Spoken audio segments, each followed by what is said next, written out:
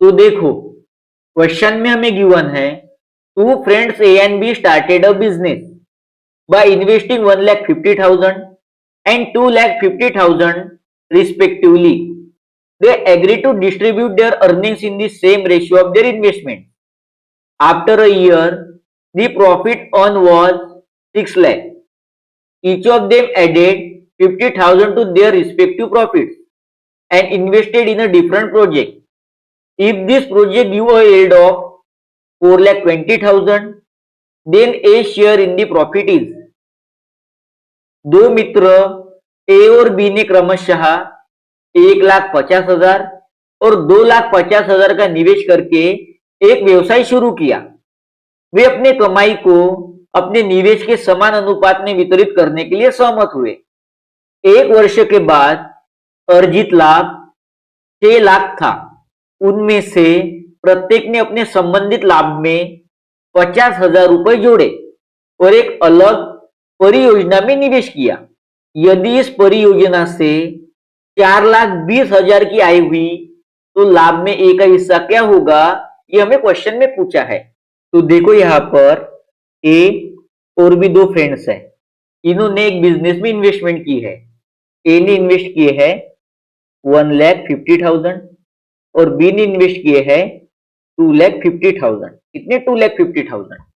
तो हम यहाँ पर ए और बी का इन्वेस्टमेंट का रेशो फाइंड करेंगे। तो देखो यहाँ पर ये 4 जीरो से ये 4 जीरो कैंसल। तो देखो यहाँ पर होगा 5 3 जा 15 और यहाँ पर होगा 5 5 जा 25। तो देखो यहाँ पर ए और बी का इन्वेस्टमेंट का रेशियो है 3:5। कितना है? 3:5। और क्वेश्चन में हमें गिवन है कि ए और बी को जितना प्रॉफिट हुआ था वो आपस में उनके इन्वेस्टमेंट के रेशियो में बांट लेंगे। तो उनको टोटल प्रॉफिट हुआ था 6 लाख। कितना? 6 लाख। और ये जो 6 लाख है वो ए और बी आपस में 3:5 के रेशियो में बांट लेंगे। तो देखो यहाँ पर ए और बी की टोटल इन्वेस्टमेंट क्या है? 3 + 5 = 8। कितनी है? 8। और देखो यहाँ पर टोटल प्रॉफिट है 6 लाख। कितना? 6 लाख। तो देखो यहाँ पर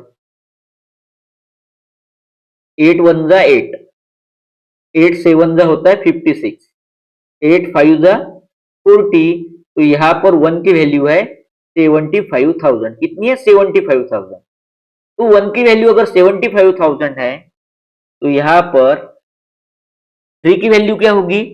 तो 3 की वैल्यू होगी 75,000 मल्टीप्लाई बाय 3 इक्वल टू होता है आपका 2,25,000। कितना? 2,25,000। और 5 की यहाँ पर वैल्यू होगी, कितनी होगी 5 की वैल्यू? तो 5 की वैल्यू होगी 5 मल्टीप्लाई बाय 75,000 इक्वल टू होता है 3,75,000। कितना? 3,75,000। यानी ए को प्रॉफिट हुआ है 2,25,000 और बी को प्रॉफिट हुआ है 3,75,000। अब उन्होंने क्या किया?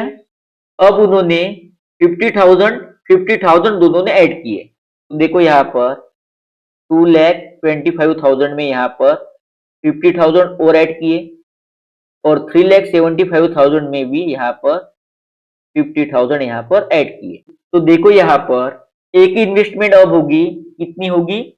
एक इन्वेस्टमेंट, तो एक इन्वेस्टमेंट होगी यहाँ पर 2,75,000। कितनी? 2,75,000।